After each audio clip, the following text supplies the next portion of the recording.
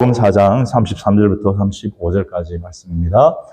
회당에 더러운 귀신 들린 사람이 있어 크게 소리질러 이르되 아 나사렛 예수여 우리가 당신과 무슨 상관이 있나이까?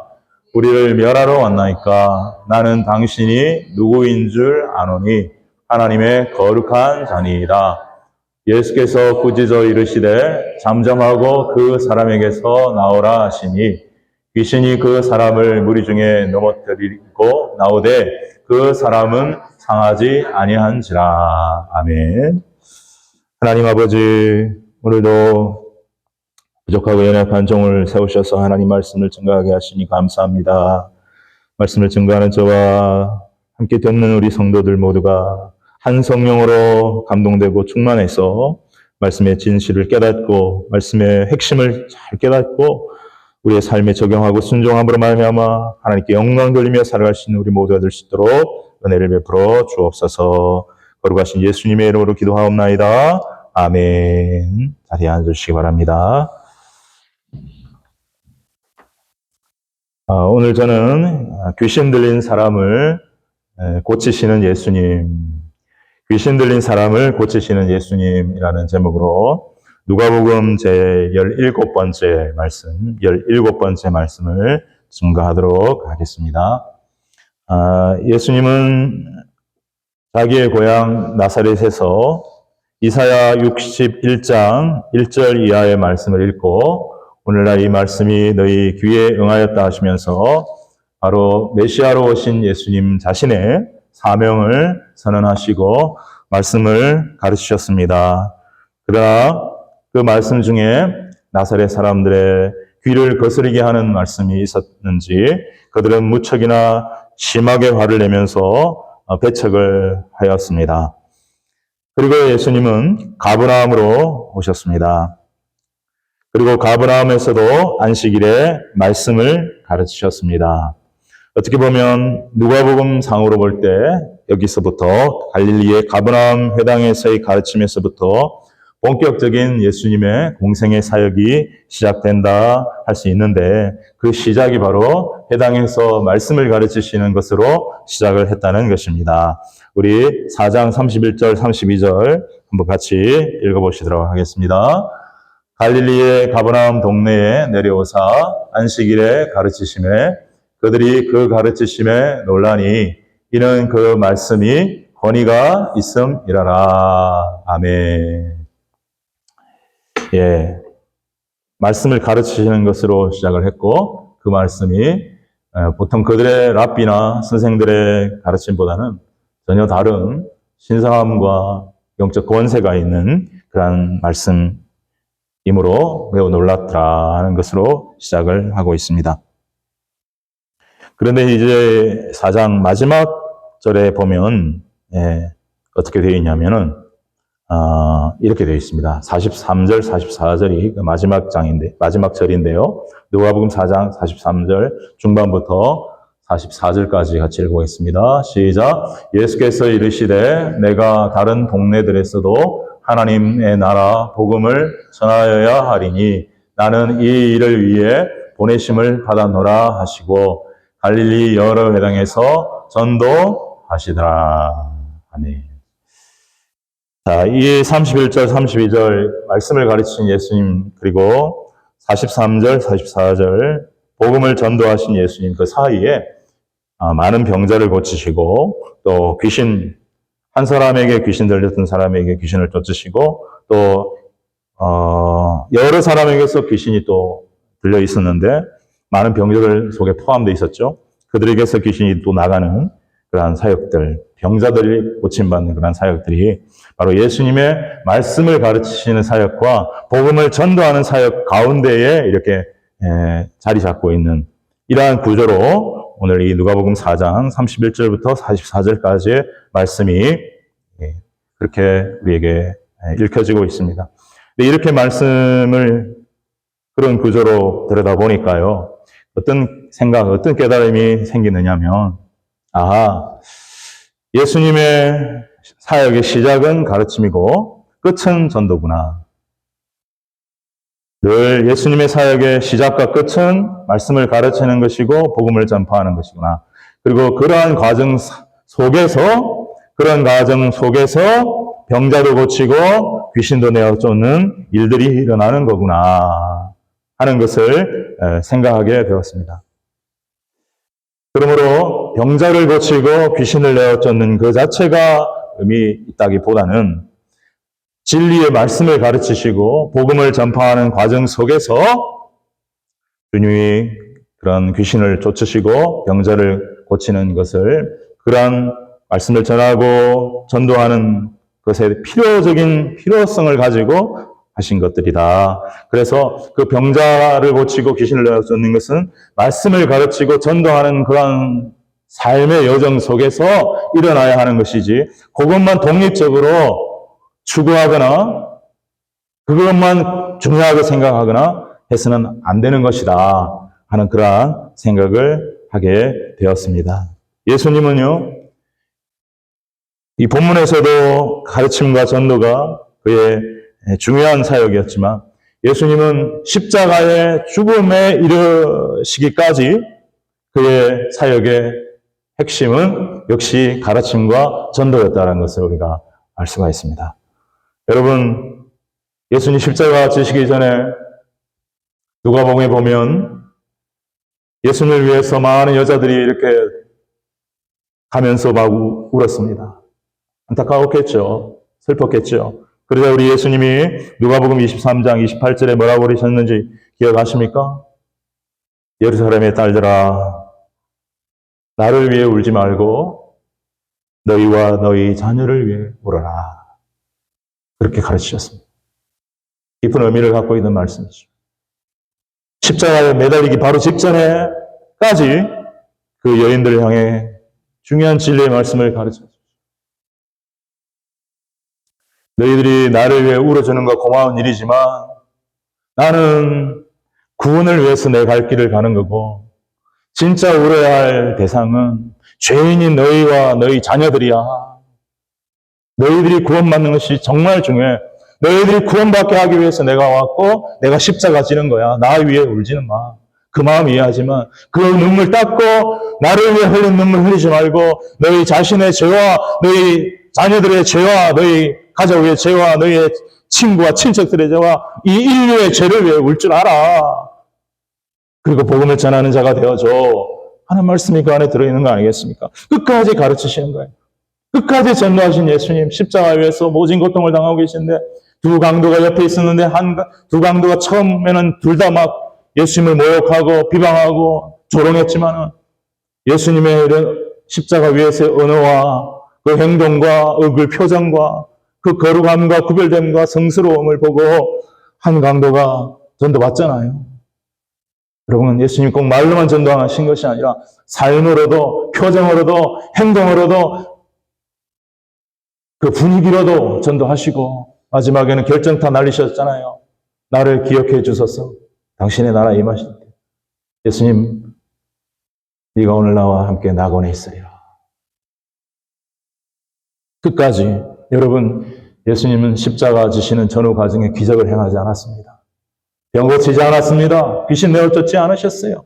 그것은 무엇을 의미하냐면 그것은 예수님의 사역의 핵심은 아니더라 이거예요.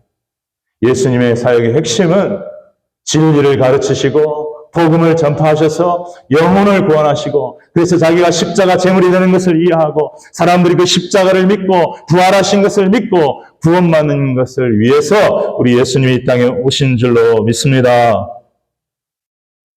여러분, 어떤 사람들은 호기심에서 귀신을 내어 쫓는 것을 하지만 사도행전에 보면 믿음이 없이 했다가 오히려 귀신에게 혼쭐이 난 것이 기록되어 있는 것도 보이게 됩니다.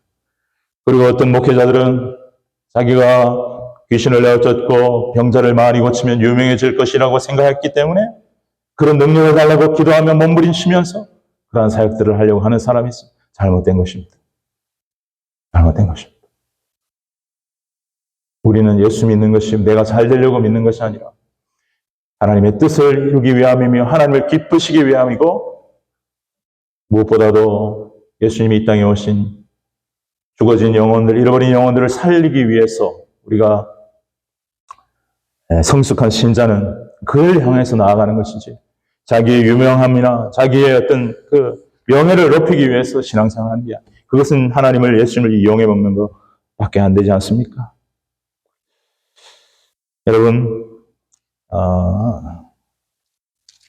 누가복음 4장 18절 말씀을 증거할 때도 제가 말씀을 드렸지만은, 예수님이 이 땅에 오신 목적은 그 무엇보다도 잃어버린 영혼, 죄인들을 구원하시기 위함인데요.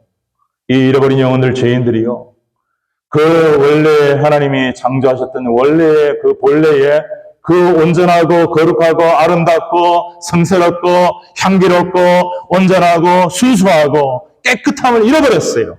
죄로 인해서.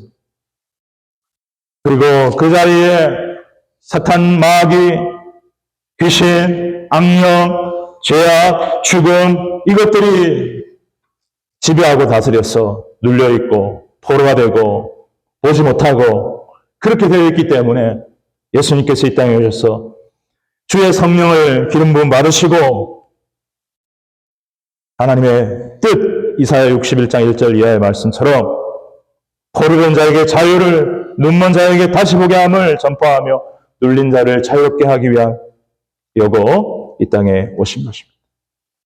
여러분, 하나님의 형상이 파괴되었다고 표현할 수도 있고 잃어버렸다고 표현될 수 있다고 말씀드렸는데 뭐 어떤 거든 좋습니다. 여러분, 어떤 면에서 예수 믿는 우리들도 그 잃어버린 하나님의 형상을 점점 더 성화하면서 회복해가는 과정인 줄로 믿습니다. 그러나 죄인들은 그 아름다운 형상, 고귀한 형상을 잃어버리고 심지어 오늘 본문에 나오는 이 한 사람처럼, 회당에 있던 한 사람처럼 하나님의 형상은커녕 악한 영인 귀신에게 들려버리는 그러한 상황 속에, 그러한 비참함 속에 존재하게 된 것이죠. 여러분, 33절 우리 한번 보실까요? 33절 같이 읽겠습니다. 시작. 예수께서 이르시되, 33절, 누가복음 4장 33절 시작. 회당에 더러운 귀신 들린 사람이 있어 크게 소리질러 이르되. 여러분, 얼마나 비참한 모습인지 모릅니다. 하나님의 거룩한 형상으로 지음받은 인간이 죄의 노예가 되어서 이제는 귀신의 종이 되고 귀신의 노예가 되어 있는 이 상태, 얼마나 비참한 모습입니까? 근데 여기 보면 이 비참한 귀신 들린 사람과 가장 대조되는 거룩한 사람의 모습이 등장하는데, 그 모습이 어떤 모습이냐면 누가복음 4장 1절에서 우리가 읽은 예수 그리스도인데, 그분은 성령 충만하신 분이셨어요. 읽습니다. 시작. 예수께서 성령의 충만함을 입어 요단강에서 돌아오사 광야에서 40일 동안 성령에게 이끌리시며 그랬습니다. 여러분, 한 사람은 귀신에 들려 귀신에게 이끌림을 당하고 있지만 우리 예수님은 성령의 충만함을 입어 거룩한 영이신 성령의 이끌림을 받고 있는 이 모습, 인간의 몸으로 입고 오신 이 예수님. 여러분, 예수님이 이런 것을 보여주고 이런 것을 기록하게 하신 이유는 예수님의 오신 목적이 바로 우리를 구원할 뿐만 아니라 우리가 잃어버렸던 하나님의 형상을 회복할 뿐만 아니라 우리도 예수님처럼 성령으로 충만하여 성령에 이끌리는 삶을 살아 하나님을 기쁘시게 하는 이건 존귀한 옛 모습, 하나님 자녀에서의 모습을 회복하게 하시기 위해서 예수님께서 이 땅에 구세주로 오신 줄로 믿습니다. 예수님께서 오신 목적은 요한일서 3장 8절에 보면 그래서 마귀를 멸하려 하는 것도 한 부분인 거예요. 같이 읽습니다. 시작. 죄를 짓는 자는 마귀에게 속하나니 마귀는 처음부터 범죄함이라. 하나님의 아들이 나타나신 것은 마귀의 일을 멸하려 하심이라. 예수님이 오신 것은 죄인을 구원하기 위해 자기가 십자가에 죽고 부활하여 영혼을 구원하고 성령 충만한 제자로 만드는 예수 자신의 일을 하시기 위함일 뿐만 아니라 오늘 이 말씀에 보면 자기의 일을 대적할 뿐만 아니라 하나님을 대적하고 인류 구원의 역사를 대적하는 마귀의 일이 분명히 존재하고 있는데 그 마귀의 일을 누구보다도 잘 아시는 예수님께서 그 마귀의 일을 멸하러 하시기 위해 이 땅에 오셨다. 할렐루야. 여러분 깨달아지십니까? 이해가 되십니까? 그래서 예수님의 사역에 마귀는 사사건건 부딪히는 거예요. 마귀가 부딪히든 마귀의 종인 귀신이 부딪히든. 왜냐? 예수님이 죄인을 구원하시는 것뿐만 아니라 마귀를 멸하러 오셨기 때문에 마귀를 그냥 건드리시는 거기 때문에 마귀도 귀신도 가만히 있지를 못하는 것이죠. 그래서 마귀의 일을 멸하러 오신 분은 예수님밖에 없어요. 구약에 어떤 선지자도 마귀의 일을 멸하러 온 사람이 없어요. 그래서 여러분들이 신약 성경을 복음서를 보면 놀라운 것은 구약 성경에는 귀신 쫓는 얘기가 거의 없어요. 그렇지 않습니까? 근데 신약에 예수님이 오니까 귀신들이 발광을 하는 거예요. 말하자면. 마귀가 와서 대놓고 시험을 걸고 유혹을 하고. 네. 왜냐하면 선제 공격하는 거예요.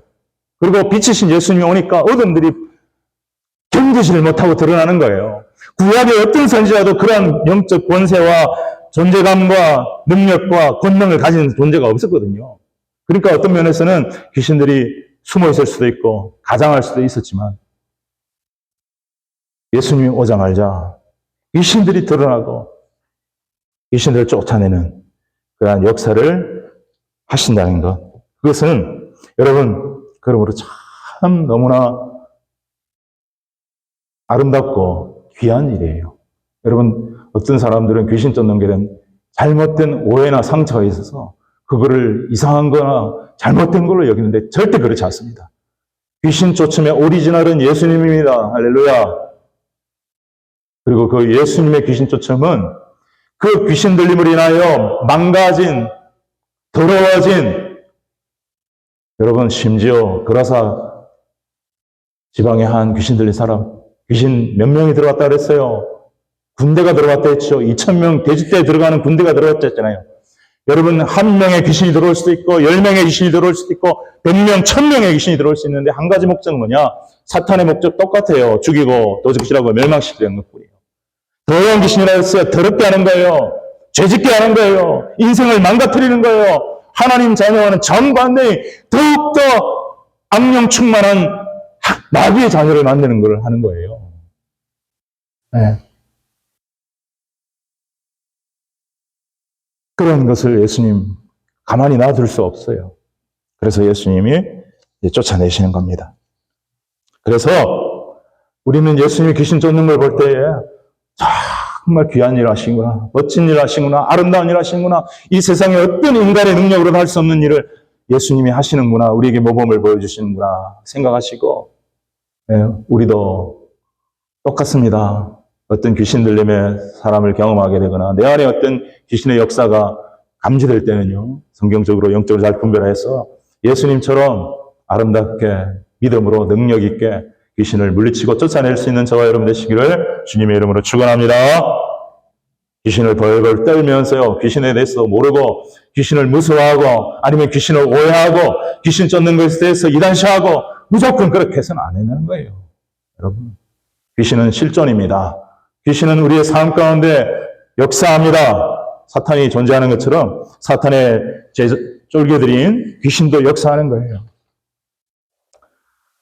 그래서 우리가 예수님처럼 진리의 말씀 위에 굳게 서서 말씀을 가르치고 또 영혼을 구원하는 생명의 십자가와 부활의 복음을 증거하면서 그런 과정 속에서 병자가 있으면 예수 이름으로 기도해 드리고 나을 수 있도록 내 힘으로 하는 거 아니고 하나님이 하시니까 하나님께 맡기고 하고, 귀신이 들어갈 때는 귀신이 역사하는 것이 감지될 때는 강하게 성경에 근거해서 귀신을 쫓아내고, 이러한 능력 있는 사람이 성령 충만한 주님의 제자고요. 사도 바울도 다 그렇게 했잖아요. 사도 바울도 다 그렇게 했어요. 베드로도 다 그렇게 했어요. 여러분. 자, 그렇다면 우리는 질문을 여기서 할 수 있습니다. 귀신이 도대체 어떤 존재냐? 귀신이 어떤 존재냐? 여러분, 제가 누가복음 3번째 설교할 때 천사에 대해서 말씀을 드렸고요. 누가복음 13번째 설교할 때에 마귀에 대해서 말씀을 전거를 했습니다. 귀신은 마귀와 많은 연관성을 가지고 있죠. 자, 그 말씀들을 참고하시고, 귀신은 어떤 존재냐? 한마디로 말하면 귀신을 뭐라고 정의할 수 있을까요? 한번 따라하겠습니다. 귀신은 마귀의 부하다. 마귀의 부하다. 이렇게 이해하는 것이 좋습니다. 악의 나라의 왕이 마귀인데 그 나라의 부하들, 어떤 조직폭력파가 있어요. 이태리는 마피아가 있고, 여기 밴쿠버 가도 범죄 조직이 있는데, 저기 베트남에서 온 분들이 굉장히 또 강하다는 얘기 들었어요?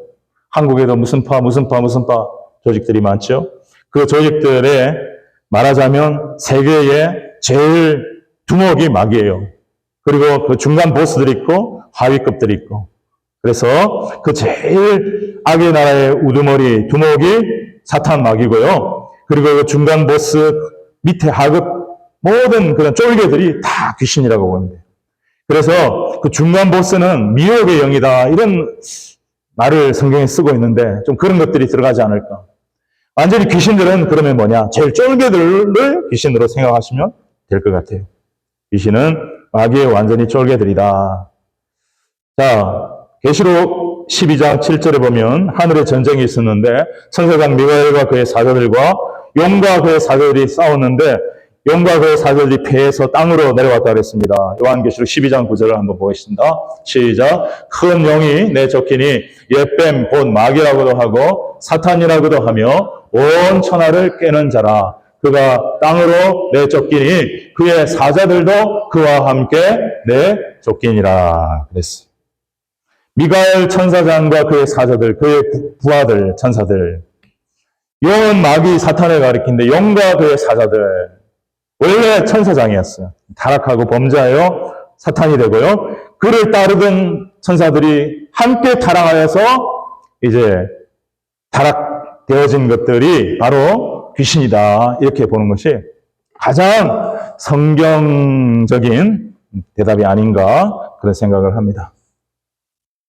그리고 이 천사들은 범죄하고 타락한 천사예요. 베드로후서 2장 4절에 보시면 베드로후서 2장 4절을 보시면 시작. 하나님이 범죄한 천사들을 용서하지 아니하시고 지옥에 던져 어두운 구덩이에 두어 심판 때까지 지키게 하셨으며 그랬어요. 전에도 제가 말씀을 드렸지만 천사들 자기주의를 떠나 유다서 1장 6절에 보면 자기주의를 떠나 자기 저소를 떠난 천사들을 하나님이 결박하셨다. 영원한 흑암에. 자, 그러면 어떻게 돼야 되느냐? 천사들 중, 그 타락한 천사들 중 일부가 지옥에 감금되어 있는 거예요. 그리고 일부는 마귀와 함께 지금도 공중 권세 잡은 자 마귀와 함께 심판 때까지, 예수님의 재림 때가 심판 때거든요. 그때까지 역사하고 있는 거예요. 그렇게 이해하시는 것이 좋습니다. 자, 그래서 이 마귀, 사탄 똑같은 말인데요.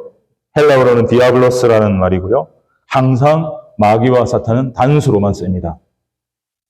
마귀들이라고 하는 말은 사실은 마귀와 귀신들을 복합적으로 사용해서 마귀들이라고 하는 단어를 쓴다는 것을 이해는 하지만 원칙적으로는, 원리적으로는 마귀, 사탄은 단수만, 항상 단수로 쓰이게 되는 것입니다. 악의 제국의 왕으로서요, 인류 전체를 죄에 빠뜨리거나 하나님의 구원 계획을 방해하는 큰 그림을 그리고 큰 전략을 세우고 쫄겨들인 귀신들을 파송하고 하는 일들을 합니다. 그러나 귀신은요, 단수로도 등장합니다. 데몬, 이런 식으로 나오지만, 많은 경우에 데몬스, 귀신들, 오늘 본문에도 보면 읽지 않았지만, 41절에 보면, 여러 사람에게서 귀신들이 나가며, 그랬어요. 여러 사람에게서 귀신들이 나가며, 이 말은 두 가지로 해석할 수 있는데, 한 사람에게 한 귀신이 들어와서 한 귀신이 각각으로 나갔다는 소리도 될 수 있고, 어떤 사람에게는 한 귀신이 들어와서 한 귀신이 나가고, 어떤 사람에게는 귀신들이 들어왔다가 귀신들이 나가는 것을 의미할 수도 있습니다. 그래서 귀신들은 혼자서도 다니고 무리를 지어서도 다니고 그렇게 한다는 거죠. 근데 많은 경우에 이 귀신은 사탄보다는 힘이 약하기 때문에 무리를 지어서 다니는 경우가 많은 것 같아요. 예. 그래서 마귀의 명령을 수행하는 말단 조직원들이다. 이렇게 생각하시면 될 것 같고요. 주로 개인의 육체와 정신에 침투하여서 육체적, 정신적 질병을 일으키고 그의 인격과 삶과 이 모든 것들을 파괴하는 실무를 담당하는 실무 담당자가 귀신이다. 그런 말로 귀신을 설명할 수가 있을 것 같습니다. 자, 그러면 또 생각을 많이 하시는 분들은 이런 또 질문을 할 수가 있어요. 목사님, 귀신 들림과 정신질환이 가끔 구별되지 않을 때가 있습니다.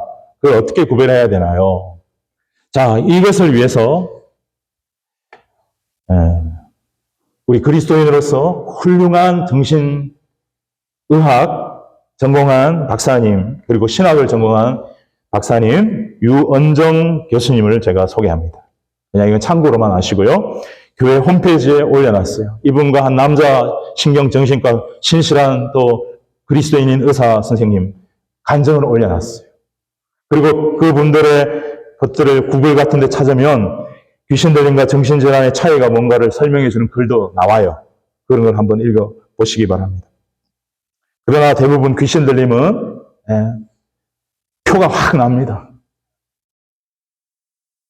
어떤 초인적인 힘이 발휘되거나 하고요. 벌써 어떤 예수님에 대해서 적대적인 눈을 뜨고요.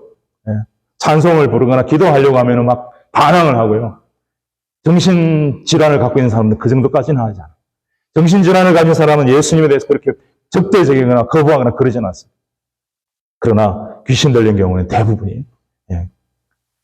어쨌든 그러한 부분이 관심 있는 분은 그런 부분을 한번 찾아보실 필요도 있고요. 자, 귀신의 정체, 귀신의 특징 잠깐 말씀을 드리겠습니다. 더러운 귀신이라고 오늘 본문은 말씀하고 있습니다. 더러운 귀신 들린 사람, 더럽다. 여러분, 귀신은 우리 안에 들어와서 사람 안에 죄인 안에 들어와서 몸과 마음과 영을 더욱더 더럽게 만듭니다. 그래서 고린도전서 10장 20절에 보면 귀신과 교제하는 것을 원치 아니하노라. 왜냐? 귀신과 교제하거나 귀신의 영향을 받으면 귀신을 닮아서 자꾸만 더러워지기 때문에. 무엇이 더러워져요? 말과 인격과 행동과 습관이 더러워져요. 고린도전서 10장 20절을 읽겠습니다. 시작. 무릇 이방인이 제사하는 것은 귀신에게 하는 것이요 하나님께 제사하는 것이 아니니 나는 너희가 귀신과 교제하는 자가 되기를 원하지 아니하노라 그랬어요.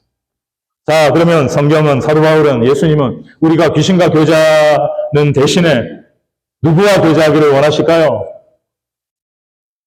예수님과 성령님과 교제하기를. 특별히 거룩한, 귀신은 악한 영이고 더러운 영이지만 성령은 거룩한 영이고 진리의 영이신 줄로 믿습니다. 그래서 우리가 성령과 교제하고 성령의 인도를 받으면 우린 주님을 닮아가게 되고 주님을 더 따르게 되고 우리의 말과 인격과 행동과 습관이 더 거룩해져 가는 것이죠. 그래서 우리에게 성령을 따르라라고 말씀하시는 것입니다. 또 한편으로 귀신은요, 어떤 면에서는 지난번에도 그런 말씀을 드린 적이 있지만 한편으로 생각해 볼 때 너무 불쌍하고 가엾은 존재가 귀신이에요. 무슨 말입니까, 목사님?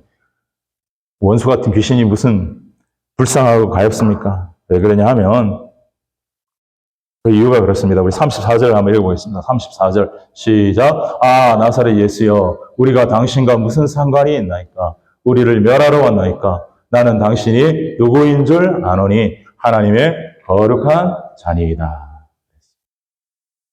자, 여러분, 귀신들이 예수님을 보고 예수님, 우리를 멸하러 오셨습니까? 겁이 나가지고.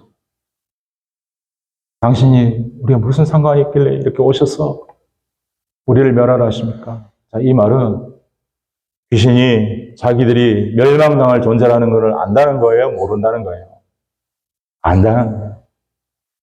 심판 때까지 자기 일부 타락한 천사들, 자기의 동료들이 지옥에 갇혀 있는 걸 너무나 잘 알고 있고 예수님이 재림하셔서 마지막 심판의 때에 최후의 멸망이 그들을 기다리고 있다는 걸 누구보다도 잘 아는 귀신들이기 때문에, 그러니까 예수님을 심판의 주로 정확하게 알고 있는 귀신들일 뿐만 아니라 누구보다도 예수님이 하나님의 아들로, 하나님의 거룩한 자로, 구세주로, 메시아로, 인간을 구원할 자로 오셨다고 하는 것을 누구보다도 잘 알고 있는 이 귀신들이 알고 있으면 뭐예요? 해결 기회가 없어요. 그들이 알고 있기 때문에 자수하고 광명 찾자. 혼자든 친구 데리고 오든 예수님께 무릎 꿇고 예수님 살려주세요. 제가 일부러 그런 거 아닙니다. 제가 우리 사탄의 그놈의 꼬임을 받아갖고 이렇게 타락하게 되었습니다. 소용이 없더라. 해결할 기회가 없더라. 귀신은. 그렇게 결정이 돼버린, 심판이 결정이 이미 받아버린 것. 그렇게 밖에 볼 수가 없어요. 왜냐하면 예수님을 누구보다도 잘 알고 있는 귀신이 자기 살 길 찾으려면 예수님 앞에 회개하면 되지. 그러나 회개할 길이 허락되지 않는 존재. 그것이 사탄, 마귀, 귀신들이라는 거예요. 그래서 그걸 생각하면서 참 불쌍한 존재구나. 비참한 존재구나. 라는 생각이 들었습니다. 여러분, 귀신이 나는 당신이 누구인 줄 아노니 하나님의 거룩한 자니이다. 여기에 보면 정관사 더가 나와 있죠. The Holy One of God. 헬라어로는 호라는 정관사가 거룩한 자 앞에 붙어 있어서 여러 거룩한 하나님의 사람들 중에 하나가 아니라 유일한 거룩한 하나님의 사람으로 해서 메시아 그리스도를 가리키는 말입니다. 그 밑에 보면 또 다른 귀신이 당신은 하나님의 아들입니다 라고 또 고백하고 있고요. 알지만 회개하고 구원받을 길이 없는, 그 길이 막혀버린 것이 귀신들이다. 그래서 어떤 면에서는 더 악을 갖고 이를 악물고 사람들을 유혹하고, 마귀가 하는 일이 유혹이잖아요. 주로 유혹하고 타락시키고 더럽게 하고 하나님과의 관계를 멀어지게 하고 하는 일에 더 열심히 내는 것이 아닌가 하는 그런 생각도 해봤어요.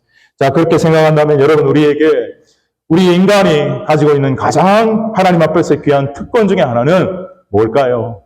죄인의 경우에 하나님 앞에서 가장 귀한 특권, 그거는 뭐냐? 아직 나에게 회개할 시간, 회개할 기회가 남아있다는 것이 정말 그것이 귀한 일이고, 그것을 알고 회개할 때에 놀라운 축복이 임하게 된다는 것이죠.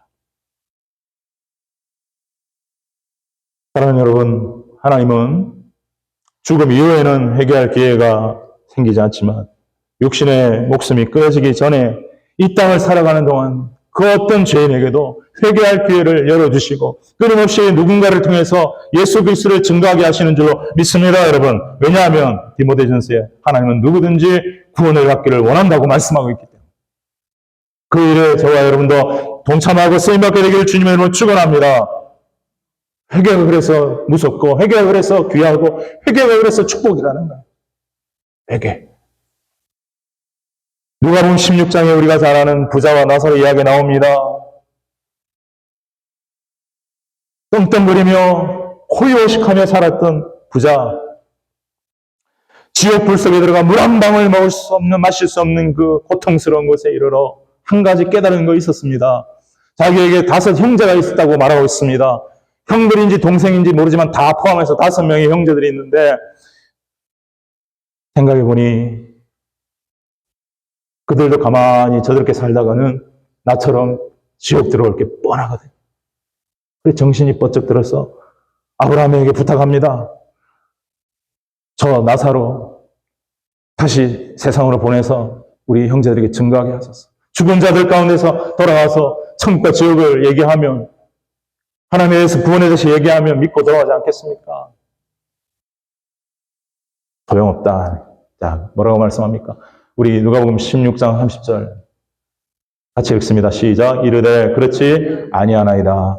아버지 아브라함이여, 만일 죽은 자에게서 그들에게 가는 자가 있으면 회개하리이다. 회개가 영혼을 살린다는 것은, 회개하고, 물론 하나님 앞에 회개하고 우상을 떠나고 예수 그리스도를 진정으로 믿고 거듭난 자의 삶을 살아가는 것이 연결되는 것이지만 회개하니까 회개가 이렇게 중요하구나. 회개를 몰랐던 그 자신을 자책하면서 내 형제들을 회개하고 예수 믿기를 간절히 원하는 이 부자의 외침, 이것을 우리는 들어야 합니다.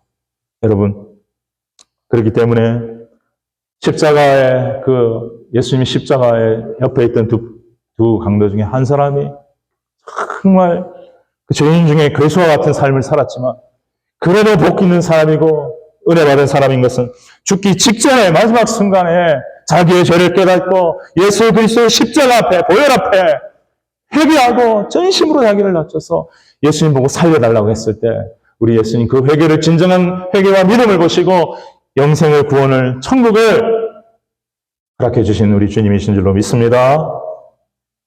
회개가 이렇게 중요한 거예요. 회개가 중요하다. 귀신은 회개할 기회를 영원히 잃어버린 존재구나 라는 것을 우리가 알 수가 있는 것입니다. 자, 이제 예수님께서 35절에 보니까 귀신이 한 말들에 대해서는 뭐 이런 반고하지 아니하시고 그냥 귀신을 내어 쫓으십니다. 우리 같이 읽겠습니다. 35절 시작. 예수께서 꾸짖어 이르시되 잠잠하고 그 사람에게서 나오라 하시니. 자, 귀신이 하는 소리 예수님 귀 기울이십니까? 안 기울이십니까?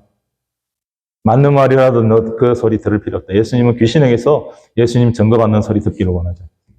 예수님은 죄인이었다 회개한 우리들이 예수님을 증거하고 예수님을 자랑하고 예수님을 알아가고 예수님을 높이는 것을 기뻐하시는 예수님이신 줄 믿으시기 바랍니다. 귀신이 예수님 자랑하는 건 무슨 소용이 있나 이 말이에요. 귀신이 예수님 자랑, 귀신이 예수님 아는 게 무슨 소용이냐. 자기의 구원도 하지 못하는 그러한 지식 소용없다는 거죠. 잠잠하라, 시끄럽다.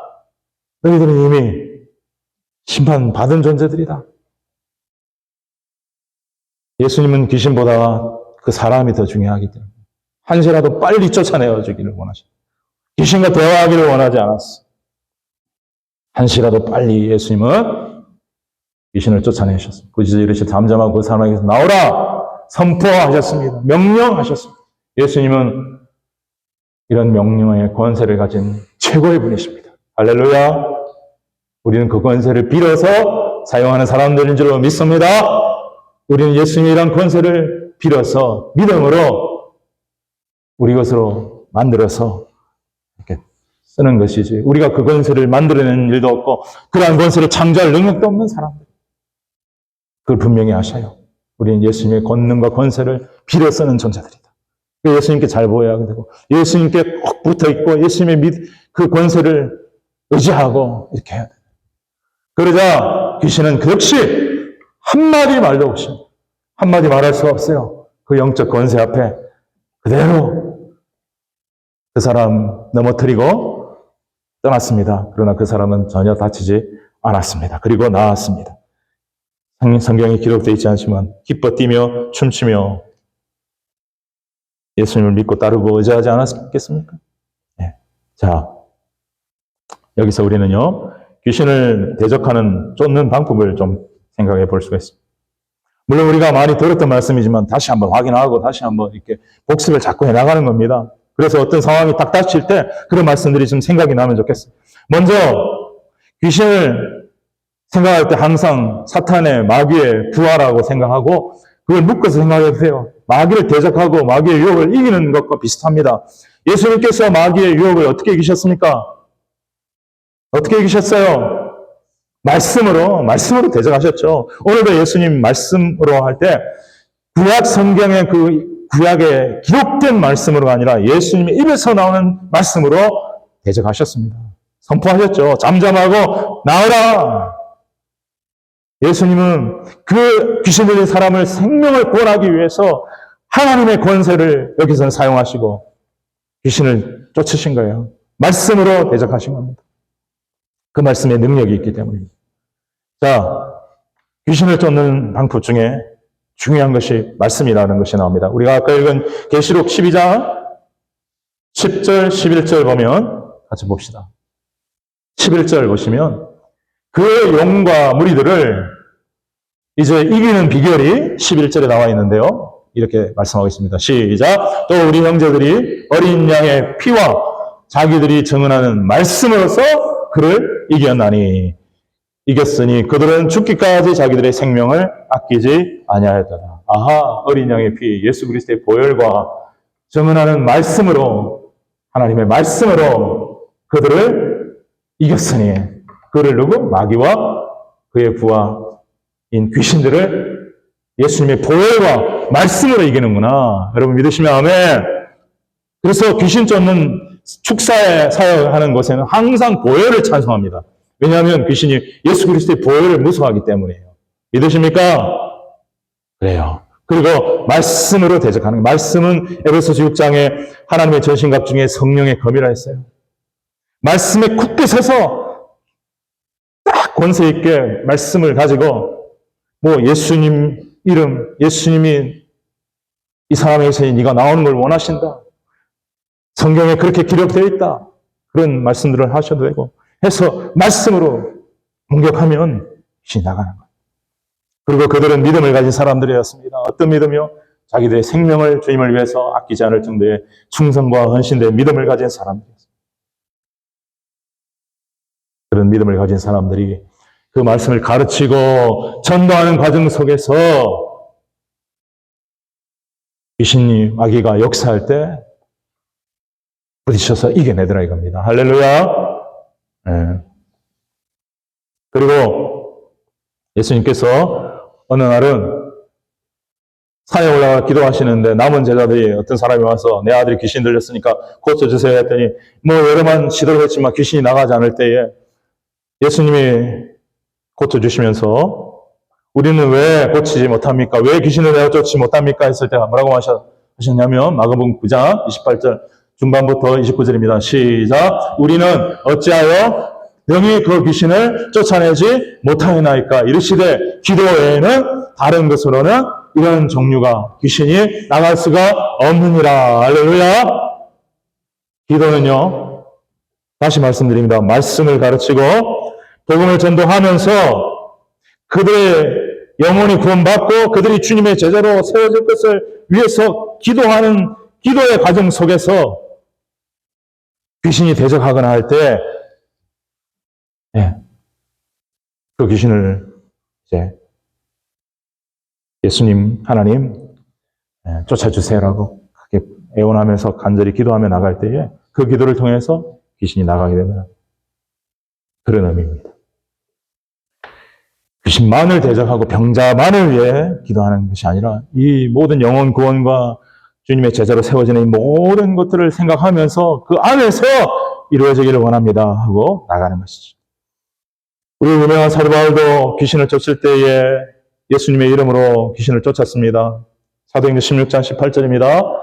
시작. 이같이 여러 날을 하는지라 바울이 심히 괴로워하여 돌이켜 그 귀신에게 이르되 예수 그리스도의 이름으로 내가 네게 명하노니 그에게서 나오라 하니 귀신이 즉시 나오니라. 아멘.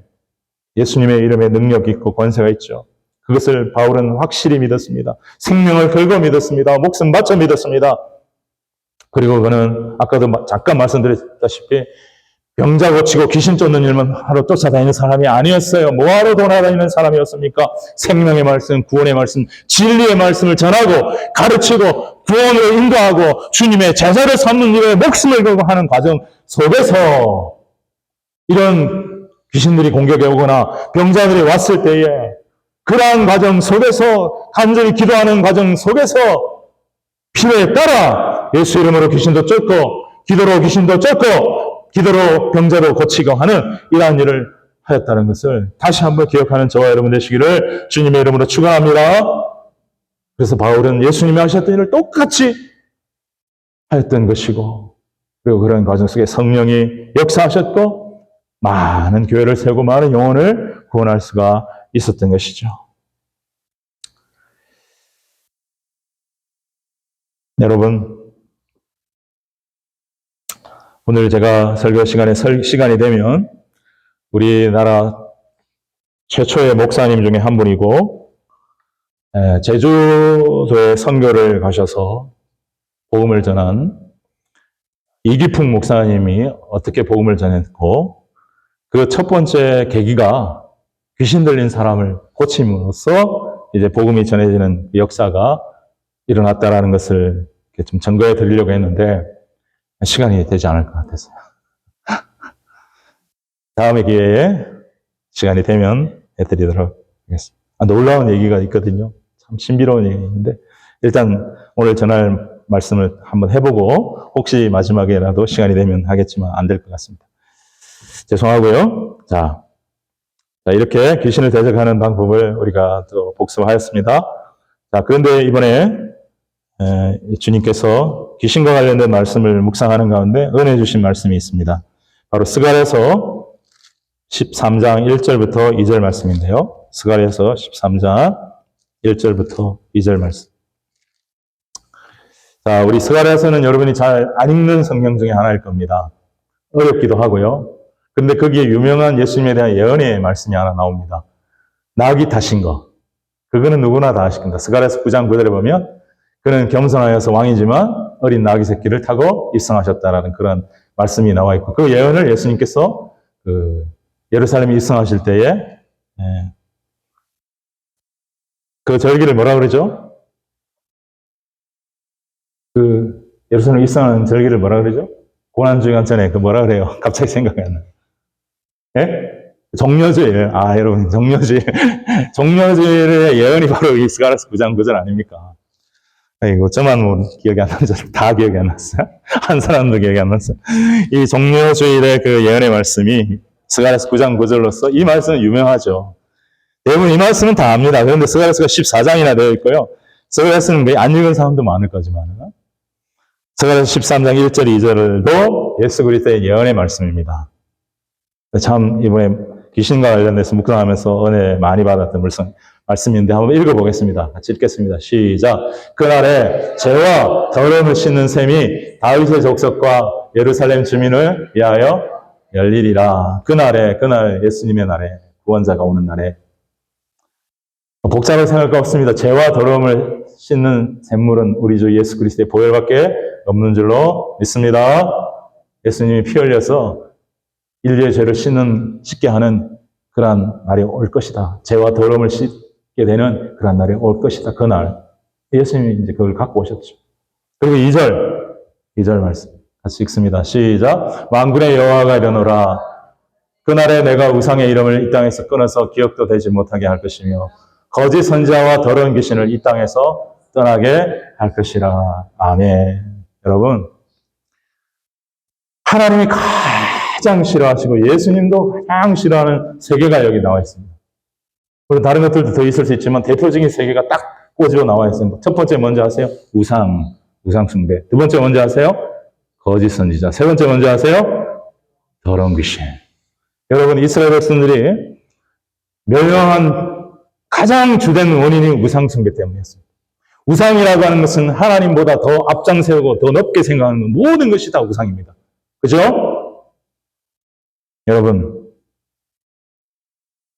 참 출애굽의 기적, 10가지 재앙과 그 홍해 강아지는 기적을 경험하고도 그들은 모세가 40일 동안 시내산에 들어가 하나님과 독대하고 하나님 말씀을 받는 동안에 뭐 했냐면은 금송아지 2마리를 만들어 제사를 지내고 이런 일을 하는 것이 그들이었다는 겁니다. 우상이 얼마나 강한지 몰라요. 오늘날 우리 기독교 안에도, 교회 안에도 보이는 보이지 않는 수많은 우상들이 들어와 우리의 믿음을 무너뜨리고 있는 거 아십니까?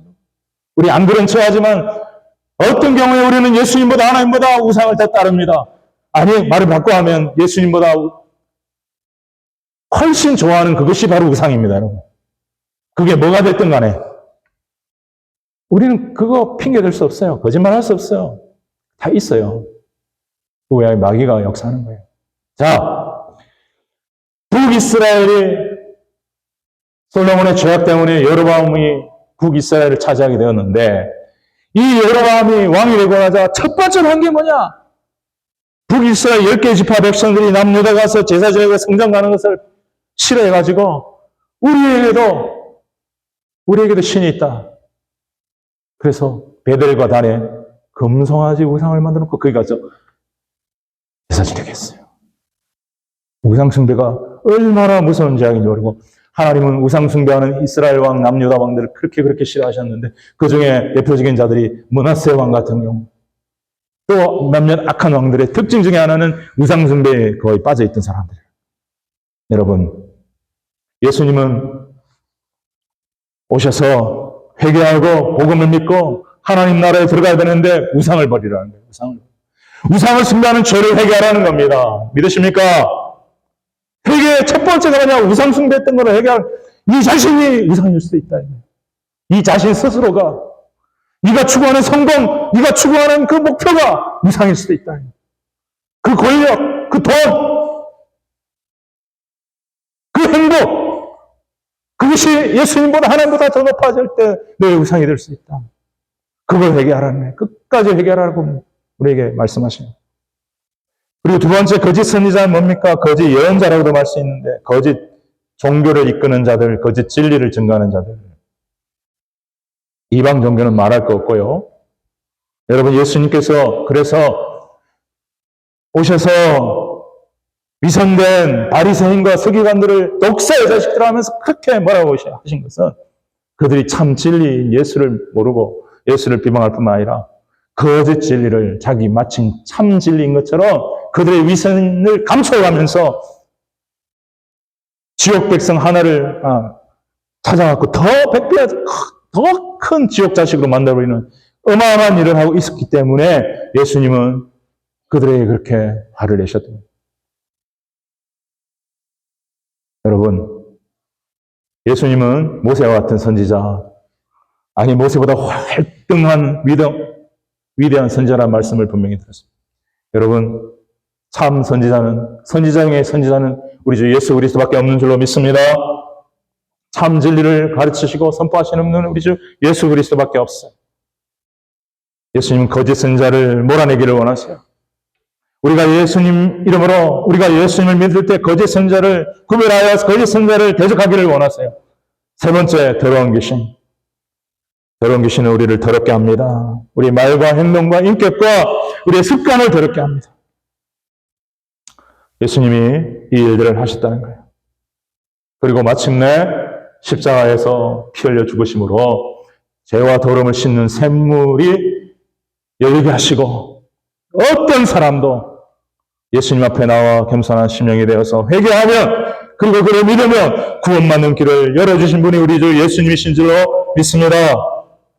사랑하는 여러분, 우상을 버리시고 거짓 선지자의 가르침에 절대 넘어가지 마시고 더러운 귀신과 교제하지 마시고 더러운 귀신을 맞닥뜨리고는 기도와 말씀과 보혈과 예수의 이름으로 쫓아내버리시고 온전히 예수님을 따르시고 성령으로 충만하셔서 하나님의 기뻐하시는 자녀로서의 복되고 아름다운 삶을 살아가시는 저와 여러분이 되시기를 주님의 이름으로 축원합니다. 아멘. 우리 찬송가